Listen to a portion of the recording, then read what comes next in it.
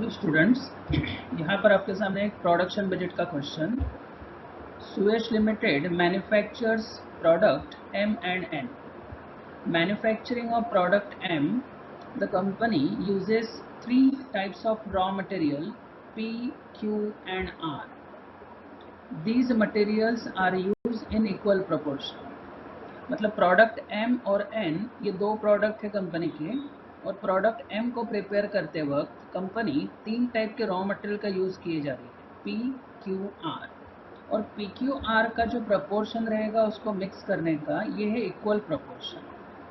मतलब P जितने quantity में यूज़ होगा उतने ही क्वांटिटी में Q भी यूज़ होगा और R भी यूज़ होगा, तो तीनों का वेट यहाँ पर इक्वल रहेगा। और इन तीनों को मिक्स करने के बाद यहाँ पे एक प्रोडक्ट बनेगा प्रोडक्ट N का। ठीक। Now, for manufacturing 1 unit of product N, the company uses 3 raw materials. Product N को भी बनाने के लिए कंपनी वापस से तीन टाइप के रॉ मटेरियल का यूज़ किए जा रहे हैं। ये है Q, R and S. These materials are mixed in proportion of 3:2:5. Q, R, S को यूज़ करते वक्त उसका जो प्रपोर्शन है मिक्सिंग का ये दिया हुआ है 3:2:5, और यहाँ से प्रोडक्ट N का प्रोडक्शन हो जाएगा for 1 unit. There is no loss of material in production process. ये इंपॉर्टेंट पॉइंट है। जब आप प्रोडक्ट बनाते वक्त मटेरियल को मिक्स करते हो तो वहाँ मटेरियल जितना मिक्स होगा उतना ही आपको आउटपुट मिल जाएगा। मतलब जितना आपका इनपुट होगा उतना ही आपका आउटपुट होगा, बिकॉज यहाँ पर एक सेंटेंस दिया है कि there is no loss of material in production process. Production process में कोई भी मटेरियल वेस्ट नहीं जा रहा है। 100 in 100 out. Okay. The company expect to sell 6000 units of M and 24,000 units of N। तो यहाँ पे आपके पास सेल्स अवेलेबल है। अगर सेल अवेलेबल है तो कंपलसरी आपको सबसे पहले फाइंड आउट करना पड़ेगा प्रोडक्शन बजट, क्योंकि प्रोडक्शन बजट के लिए रिक्वायर्ड होता है सेल, और यहाँ पे दोनों प्रोडक्ट का सेल अवेलेबल है। नाउ केयरफुली देखिए, यहाँ पर इन्वेंट्रीज दिया गया। इन्वेंट्रीज मतलब यहाँ पे स्टॉक्स अवेलेबल है। एक है ओपनिंग स्टॉक दिसंबर का और एक है दिसंबर का क्लोजिंग स्टॉक। तो यहाँ पे प्रोडक्ट M का भी दिया है, N का भी है, और मटेरियल्स के बारे में भी दिया है PQRS। तो प्रोडक्ट और मटेरियल दोनों का ओपनिंग भी है और क्लोजिंग भी है। और एक नीचे इन्फॉर्मेशन है, मटेरियल PQRS ये परचेज किया जा रहा है, उसका रेट हमें अवेलेबल करके दिया है 11 रुपीज़, 10 रुपीज़, 7 रुपीज़, 2 रुपीज़ पर केजी।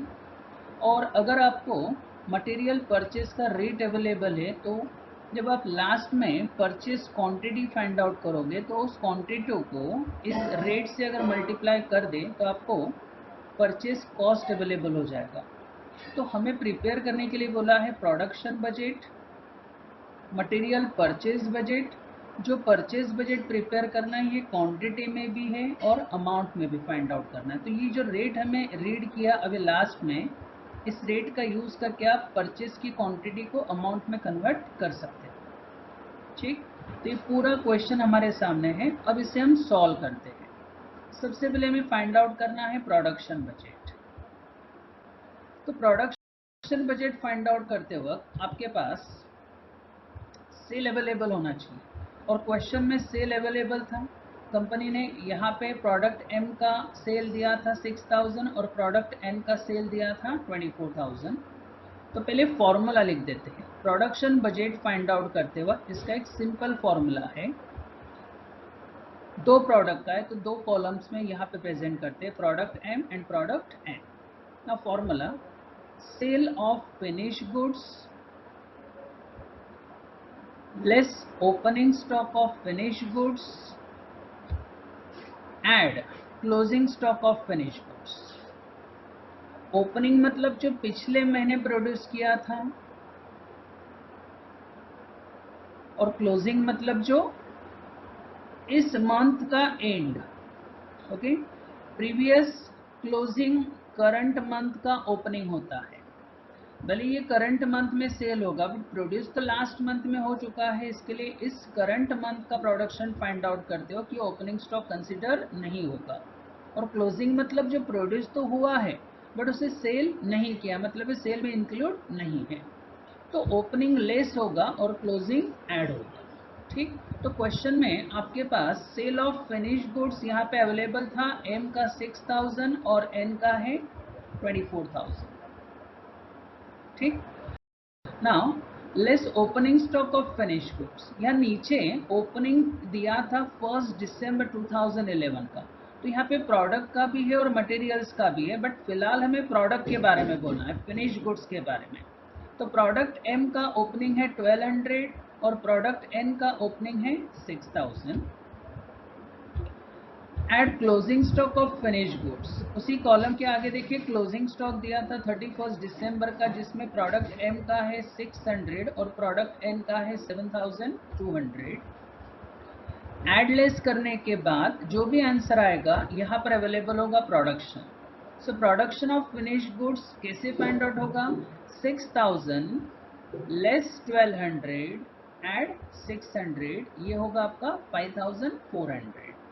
सिंपल कैलकुलेशन है, 6000 minus 1200 add 600 and product N 24,000 less 6000 add 7200, ये होगा 25,200। तो प्रोडक्शन बजट फाइंड आउट करते वक्त हमें रिक्वायर्ड होता है sale, opening stock and closing stock. इन तीनों इंफॉर्मेशन से हमने production of finish goods find out कर लिया जो ड्यूरिंग द दिसंबर था। पहला पॉइंट क्लियर। अब सेकंड पॉइंट प्रिपेयर करते वक्त मटेरियल परचेज बजट जो फाइंड आउट करने के लिए बोला है, उसके पहले प्रोडक्शन के बाद हमें फाइंड आउट करना पड़ेगा कि कितना मटेरियल हमने उस प्रोडक्शन को बनाने के लिए कंज्यूम किया है। It means consumption of raw material. अब कंजम्पशन ऑफ रॉ मटेरियल जो फाइंड आउट होगा, यहाँ पे क्वांटिटी का जो काउंटिंग है ये केजी में दिया है, तो ब्रैकेट में हमने मेंशन कर दिया इन केजी। आपके पास कितने टाइप्स के मटेरियल यूज किए जा रहे हैं देखिए तो, yes, P Q R and S, 4 types of raw materials. तो यहाँ पे कॉलमनर फॉर्म में प्रेजेंट कर देते हैं। आपके पास 4 मटेरियल हैं, पी क्यू आर एस। अब कंजम्पशन फाइंड आउट करते वक्त दोनों प्रोडक्ट का हमें अलग अलग फाइंड आउट करना है। हमने सबसे पहले देखा था पिक्योर को प्रोड्यूस, पिक्योर नहीं, प्रोडक्ट एन को प्रोड्यूस करते हो आपके पास 3 टाइप के रॉ मटेरियल यूज किए जा रहे थे, पी क्यू आर। तो सबसे पहले प्रोडक्ट एम, प्रोडक्ट एम को पी क्यू आर, ये 3 टाइप के मटेरियल यूज किए जा रहे हैं और इन तीनों मटेरियल का जो मिक्सिंग है उसका प्रोपोर्शन हमें यहाँ पे दिया था। एक बार सेंटेंस रीड कर लेते हैं, these materials are use in equal proportion. तो इसका ब्रैकेट में शो कर देते हैं कि ये P Q R equal proportion से यूज किया जा रहा है। और एक इंफॉर्मेशन यहाँ पे इंपॉर्टेंट थी, there is no wastage in production process, मतलब जितना आपने इनपुट किया है उसमें कोई भी वेस्टेज नहीं गया है, उतना पूरा का पूरा आपका आउटपुट मिला है। मतलब इनपुट का जितना क्वांटिटी है उतना ही क्वांटिटी आपका आउटपुट का होगा। दूसरा मीनिंग, जितना आउटपुट आपके सामने दिख रहा है 5400 प्रोडक्ट एम के लिए, उतना ही हमने यहाँ पे इनपुट किया होगा। राइट, तो 5400 अगर आपका आउटपुट है तो डेफिनेटली 5400 ही आपका इनपुट होगा। तो इनपुट मतलब पी क्यू आर, ये 3 मटेरियल का मिक्सिंग किया गया है और इसका प्रोपोर्शन दिया था इक्वल। तो हमें इस 5400 को ही इक्वल प्रोपोर्शन में पी क्यू आर में डिवाइड कर देना है। सो 1800 एंड अगेन 1800। एस तो यहाँ पे है ही नहीं क्योंकि एस को हमने इस प्रोडक्ट को बनाने के लिए यूज नहीं किया था। Clear. Now simple product M के लिए, नाउ प्रोडक्शन एन का प्रोडक्शन करते वक्त हमने क्यू आर एस ऐसे 3 प्रोडक्ट यहाँ पे यूज किए, मटेरियल यूज किया। प्रोडक्ट तो एन है और उसको यूज करते वक्त क्यू आर एस ऐसे 3 रॉ मटेरियल का यूज किया जा रहा है। इस रॉ मटेरियल का जो प्रपोर्शन दिया है मिक्सिंग का, ये क्वेश्चन में अवेलेबल था 3:2:5। तो 3:2:5 को यूज करते वक्त यहाँ पर लॉस नहीं है, वापस से जितना इनपुट है उतना आपके पास आउटपुट है। तो 25,200 जो आपने यहाँ पे प्रोडक्ट एन का प्रोडक्शन किया था, उस प्रोडक्शन को मिक्स करते वक्त क्यू आर एस का प्रोपोर्शन है 3:2:5। मतलब ये 25/200 ये 3:2:5 में आपको क्या करना है, यहाँ पर डिवाइड कर देना है। करते हैं तो 25/200 डिवाइडेड बाय 325 मतलब 10 करते हैं, इंटू 3 इंटू 2 इंटू 5, तो Q आएगा 7560, R आएगा 5040 एंड S 12600। फिनिश। यहाँ से आपको कितना मटेरियल यूज किया गया है प्रोडक्ट M और N को बनाने के लिए, इसका टोटल मिल जाएगा। तो टोटल ले लेते हैं, तो यहाँ से मिल जाएगा consumption of raw material P 1800 क्योंकि एक ही प्रोडक्ट के लिए यूज हुआ था, Q दोनों जगह पे है तो यहाँ पे दोनों का टोटल होगा 9360, R 6840 एंड S 12600। तो ये है consumption of raw material. Production find out करने के बाद कंजम्पशन फाइंड आउट होता है और कंजम्पशन के ऊपर से हमें लास्ट में फाइंड आउट करना है material purchase budget. Last point purchase budget. तो परचेस बजट ये इन यूनिट्स में नहीं, ये इन केजी चाहिए हमें, ठीक। तो यहाँ पर आपके पास वापस से 4 मटेरियल हैं PQRS। तो PQRS को कितने क्वांटिटी में आपने परचेज किया है ये हमें फाइंड आउट करना है और उसके लिए हमें रिक्वायर्ड होता है कंजम्पशन ऑफ रॉ मटेरियल, वही सेम फॉर्मूला जो प्रोडक्शन बजट के लिए हमने किया था, less opening stock of raw material add closing stock of raw material. तो PQRS का ओपनिंग क्वेश्चन में अवेलेबल था, यहाँ पर दिया है देखिए 1800, 1200, 6000 एंड 12000। बट कंजम्पशन हमने अभी जस्ट फाइंड आउट किया था 1800, 9360, 6840 एंड 12600।